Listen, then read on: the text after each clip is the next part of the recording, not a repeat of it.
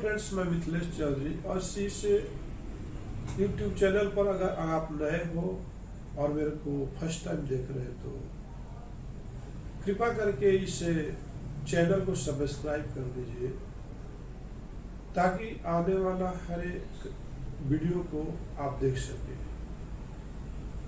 तो इंसान जो है अपने फायदे के लिए बना है। चलिए हम टॉपिक पर आते हैं कि इंसान किस तरह अपने फायदे के लिए ही बना है और अपने फायदे के लिए किसी भी कदम को गुजर सकता है।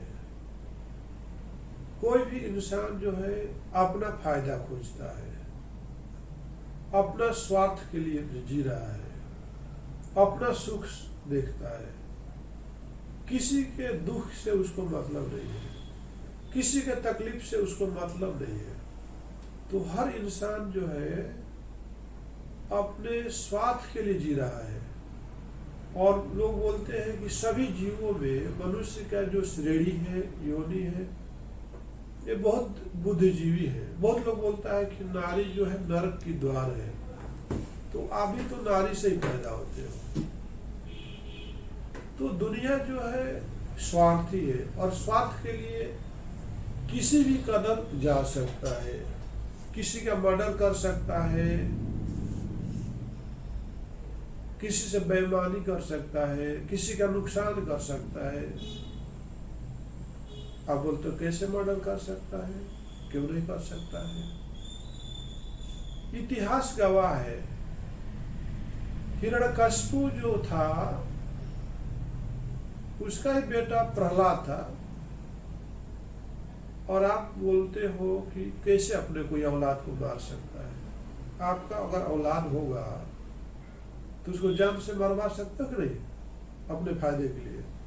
अगर वो आपका नुकसान कर, मियाँ बीवी हो, आपको को सही ढंग से रहने नहीं देता है, जीने नहीं देता है, आपका नाम खराब करता है, आपका इज्जत खराब करता है, आपका बेटा या बेटी, तो उसको क्या जिंदा रहने दोगे आप?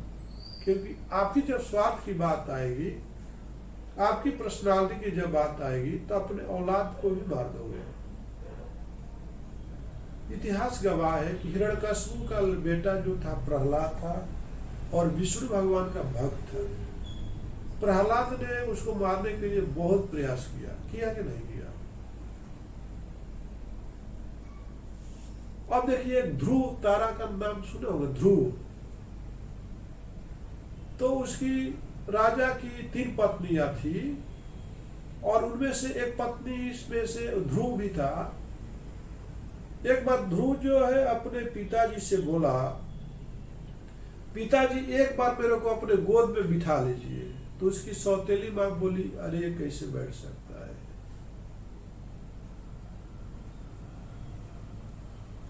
उसकी सौतेली माँ उसको बैठने नहीं दी। इतिहास गवाह है। आप शांतनु का नाम सुने हो? महाभारत में शांतनु कौन थे?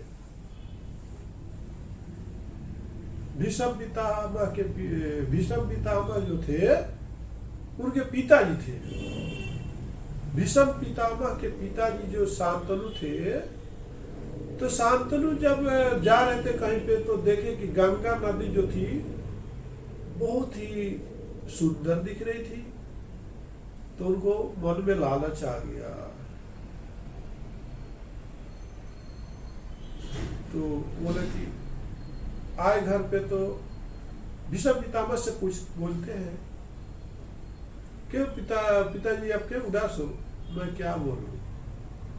गंगा नदी बोलती है कि मैं कभी शादी करूंगी जब तुम, क्योंकि तुम्हारा एक लड़का भी है, अगर मैं शादी करूंगी तो तुम्हारा लड़का भी शादी करेगा, तो हमको तकलीफ होगी। तब भीष्म पितामह बोलते हैं अपने पिताजी से, पिताजी आप चिंता मत करो, चलिए हम आपके शादी के लिए माँ गंगे से बात करता हूँ और गंगा जी से प्रॉमिस करते हैं कि मैं आजीवन शादी नहीं करूंगा। और भीष्म पितामह ने रियली आजीवन शादी नहीं किया।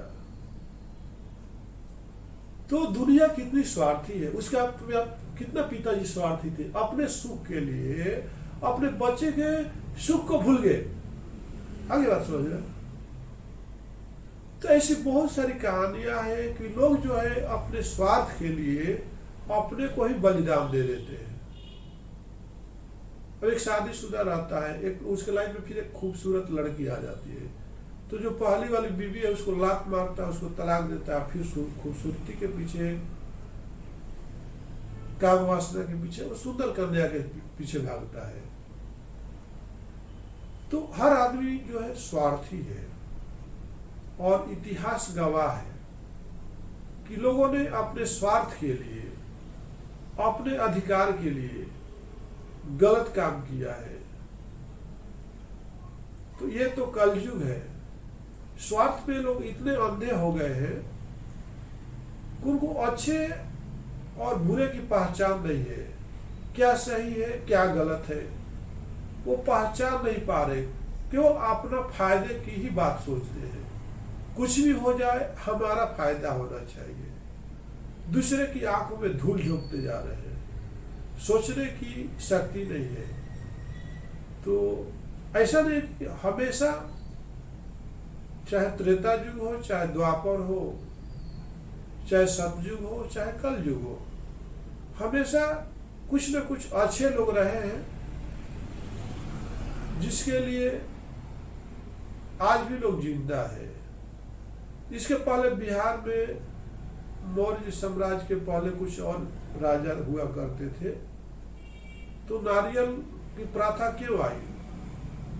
नारियल क्यों चढ़ाया जाता है मंदिरों में?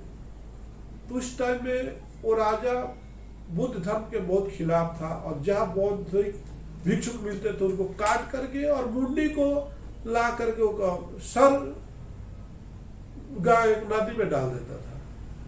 इतना अत्याचार किया, तो फिर वही चीज जो है वो बलि देता था। तो आज भी हम लोग क्या करते हैं, जो हिंदू समाज होते हैं, जो गाय बकरी का बलि नहीं दे सकते हैं और मुर्गे का, वो नारियल को ही बलि देते। नारियल में भी आप निकाल के देखोगे तो आपके मुंडी की तरह वहां पर 2 आंखें दिखेगी, नाक मुंह भी दिखेगा।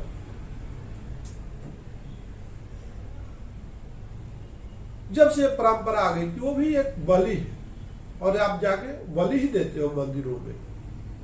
नारियल एक बलि है, उसकी मुंडी है, किसी आज से कई साल पहले किसी इंसान की वो मुंडी है,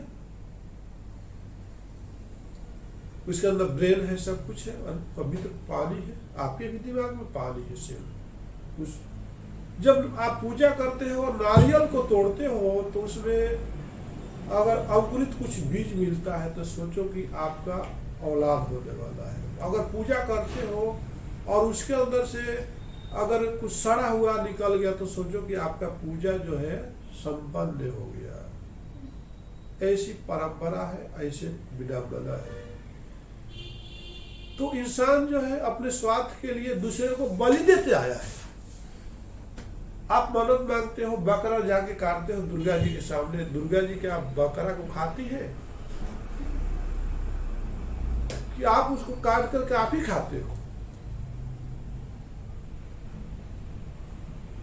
तो कहने का मतलब यह है कि इंसान जो है हमेशा एक दूसरे को बलि देते आया है अपने स्वार्थ के लिए। जाते हो नारियल तोड़ते हो, हमको ऐसा कर देना, अपने लिए बोलते हो, इन्हें बोलते हो कि हमारे पड़ोसी के लिए है, अच्छा सद्बुद्धि दे देना। दूसरे के लिए मांगते हो, बकरे का बलि दे रहे हो और मांगते हो कि हमारी औलाद कभी तकलीफ में नहीं रहना, और दूसरे की औलाद को बलि दे रहे हो। जिस तरह से हिरण्यकशिपु ने अपने सुख के लिए प्रहलाद को बलि देने की कोशिश किया, और वही ध्रुव जो है अभी आपको उत्तर दिशा में ऐसा स्थान पर पहुंच गया, आज भी रात में सुबह में देखोगे ध्रुव तारा दिखेंगे, और प्रहलाद भी अमर हो गया। तो ऐसे स्वार्थी से के लिए आपको प्रहलाद बनना पड़ेगा, ध्रुव बनना पड़ेगा, और उससे बचने के लिए आपको हरि का जाप करना होगा और अपने आत्मा को उस परमात्मा से जोड़ना होगा। तभी ऐसे स्वार्थी लोगों से, सेल्फिश लोगों से बच सकते हो। नमस्कार, धन्यवाद। हेलो।